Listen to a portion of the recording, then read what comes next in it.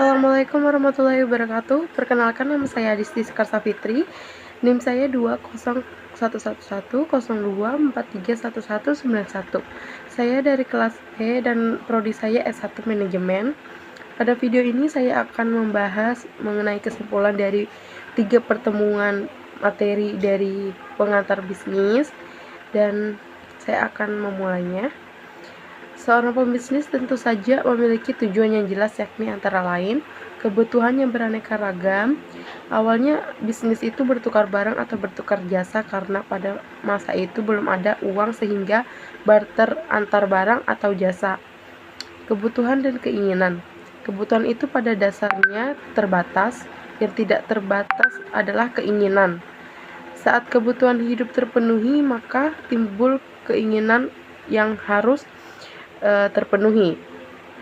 Tujuan bisnis memperoleh keuntungan atau laba, profit. Semua orang berbisnis untuk memperoleh keuntungan. Keuntungan tak hanya berupa uang atau materi, namun memberikan pekerjaan kepada orang lain adalah bentuk keuntungan yang diperoleh untuk masyarakat sekitar. Pelaku bisnis. Menurut Jeff Madura, ada 5 pemegang kepentingan dalam berbisnis. 1. Pemilik atau owner. Owner adalah pemilik, atau jika perusahaan besar maka disebut pemilik saham. Tugas dari owners adalah mengorganisasi, mengelola, dan menanggung resiko. Tetapi ada juga yang owner tidak terlibat dalam pengelolaan bisnisnya. Biasanya orang seperti ini hanya menyediakan modal. 2. Kreditur atau creditors. Kreditur adalah penyediaan pinjaman untuk memulai bisnis. Biasanya lembaga yang dipercaya masyarakat seperti bank dan lain sebagainya. Oke, next.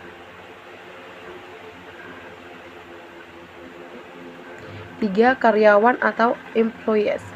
Karyawan atau pegawai yang direkrut memiliki peran penting dalam sebuah bisnis, yakni keberlangsungan bisnis itu sendiri. 4. Penyediaan material atau suppliers. Perusahaan manufaktur, keberadaan penyediaan material atau suppliers sangat penting dan dibutuhkan untuk membantu kelancaran proses produksi. 5. Pelanggan. Pelanggan adalah seorang yang membeli produk sesuai kebutuhannya. Maka dari itu, puaskan pembeli, maka mereka akan menggunakan barang dan jasa kita, menggunakan jasa kita lagi, karena tanpa pembeli bisnis akan rugi. Next. Batasan usaha industri atau bisnis. 1. Industri kecil. Industri kecil adalah perusahaan yang mempunyai kegiatan usaha di bidang industri lainnya dengan nilai investasi paling banyak 200 juta, tidak termasuk nilai tanah dan bangunan. 2. Industri menengah adalah perusahaan yang mempunyai kegiatan usaha di bidang industri dengan nilai investasi paling banyak 200 juta atau paling banyak 10 miliar, tidak termasuk nilai tanah dan bangunan.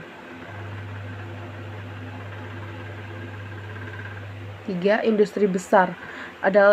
Industri besar adalah perusahaan yang mempunyai kegiatan usaha di bidang industri dengan nilai investasi lebih besar 10, tidak termasuk nilai tenaga dan bangunan tempat usaha, serta mempunyai penjualan per tahun lebih besar 50 miliar. Keunggulan usaha kecil. Ini juga penting banget, yaitu ada fleksibilitas, dinamis, keakraban dan hubungan erat dengan karyawan, itu juga penting, dan kebanyakan pemilik ulet dan bekerja keras. Oke, lanjut. Perbedaan bisnis kecil dan bisnis besar. Pertama, bisnis kecil banyak kegagalan, pemilik serba bisa, daerah operasi lokal.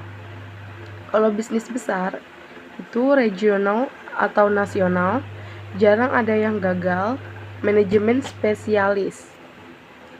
Oke, next. Kelemahan usaha kecil. Ini juga perlu banget diketahui.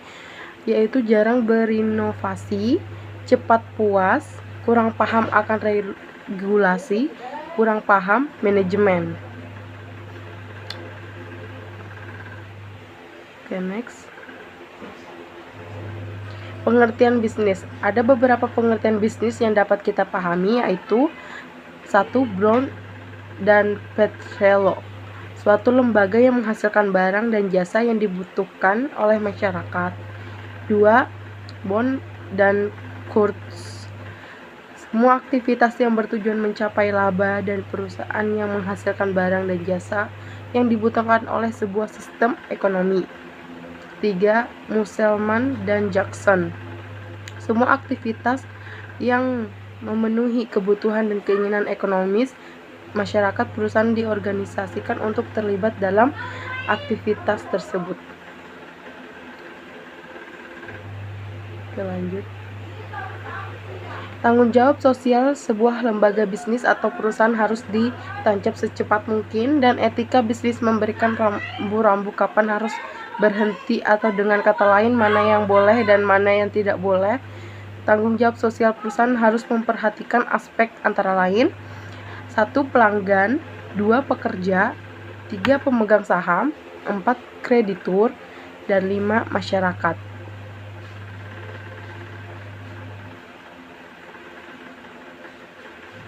Tanggung jawab sosial kepada pelanggan.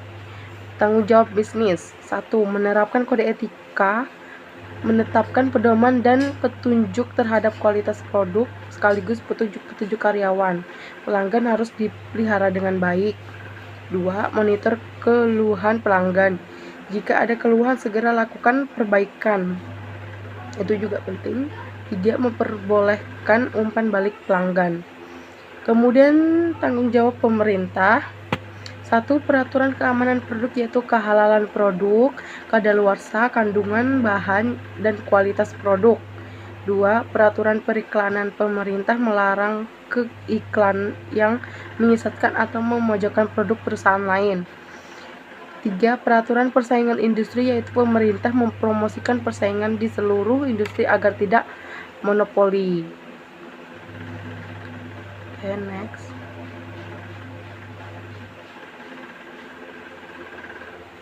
Tanggung jawab sosial kepada pekerja. 1. Memastikan tempat kerja adalah nyaman, baik tempat atau peralatannya. 2. Memastikan tidak ada diskriminasi. 3. Kesamaan kesempatan, tidak ada sara. 4. Keluhan prosedur, kode etik, UU Ketenagakerjaan. Tanggung jawab sosial kepada kreditur. Jika suatu perusahaan ada masalah keuangan dan tidak dapat memenuhi kewajiban, maka perusahaan wajib memberitahukan kepada kreditur. Dan biasanya kreditur tersebut memperpanjang jatuh tempo pembayaran serta memberikan vonis dalam mengatasi masalah keuangan.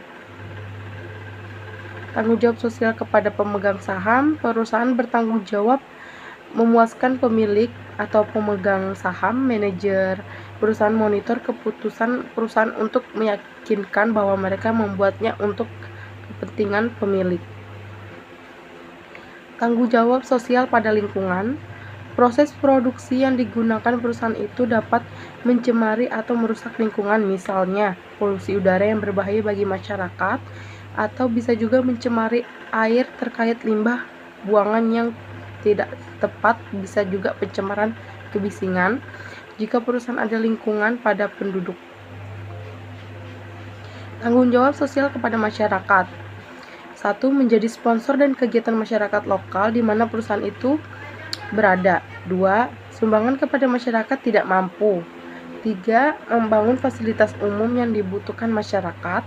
4. Memberikan pemeriksaan gratis. 5. Memberikan beasiswa bagi anak yang tinggal di sekitar perusahaan atau daerah tertentu. Oke, next. Badan usaha yang berbadan hukum. 1.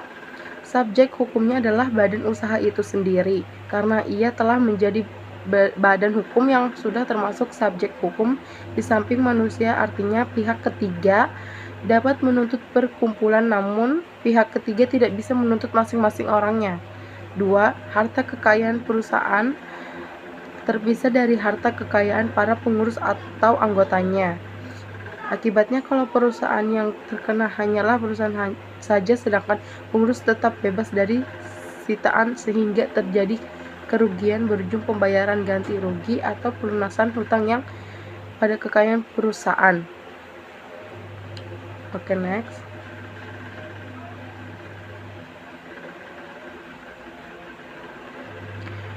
Badan usaha yang bukan berbadan hukum. 1. Subjeknya adalah orang-orang yang menjadi pengurusnya bukan badan hukum itu sendiri karena ia bukanlah hukum sehingga tidak dapat menjadi subjek hukum sehingga dituntut adalah orang-orang oleh pihak ketiga. Harta perusahaan bersatu dengan harta pribadi para pengurus atau anggotanya. Akibatnya kalau perusahaan pailit maka pengurus ikut tersita juga. Artinya jika terjadi kerugian yang berujung pembayaran ganti rugi maka pertanggungjawaban pribadi untuk keseluruhan. Badan usaha yang bukan badan hukum adalah perusahaan perseorangan, firma, dan CV. Kita lanjut. Lingkungan perusahaan bisnis. 1. Lingkungan teknologi. Teknologi umumnya mencakup semua cara yang digunakan perusahaan untuk menciptakan nilai bagi konstituen mereka. 2. Lingkungan hukum dan politik. Ini mencerminkan hubungan antara dunia bisnis dan pemerintah. 3. Lingkungan sosial budaya. Ini mencakup adat istiadat, kebiasaan, nilai-nilai, dan karakteristik demografis masyarakat di tempat atau organisasi tertentu beroperasi. 4. Lingkungan bisnis. Tidak dipungkiri perkembangan bisnis begitu cepat dan lebih kompleks dibanding sebelumnya. Ini siklus barang dan jasa lebih cepat sehingga terbentuknya peluang bisnis yang lain seperti outsourcing atau sebelumnya ada integritas vertikal. Mungkin sampai sini saja yang saya dapat dari 3 pertemuan modul ini. Kurang lebihnya mohon dimaafkan. Wassalamualaikum warahmatullahi wabarakatuh.